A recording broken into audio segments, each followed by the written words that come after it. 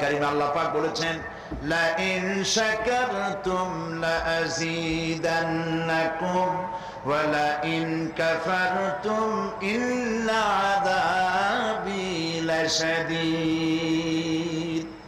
আমার নিয়ামতের কৃতজ্ঞতা যারা স্বীকার করবে, আমার নিয়ামতের শুকর যারা আদায় করবে, আমি তাদের নিয়ামতকে বাড়ায় দেব। আর যারা অস্বীকার করবে, শুকর আদায় করবে না, তাদের জন্য শাস্তি দেওয়া হবে। এই জন্য আল্লাহ পাকের নিয়ামতের শুকরিয়া আদায় করতে হবে। 2 নম্বরে আল্লাহ পাকের হুকুম আহকাম মেনে জীবন পরিচালনা করতে হবে। নবীরা আল্লাহ পাকের পক্ষ থেকে যে দ্বীন নিয়ে এসেছেন, ওই দ্বীনের আনুগত্য করতে হবে, বিরোধিতা করা যাবে না। যারা ইসলামী আন্দোলনের বিরোধিতা করবে, আল্লাহর দ্বীন প্রতিষ্ঠার পথে যারাই বিরোধিতা করবে, জায়গা হবে কোথায়?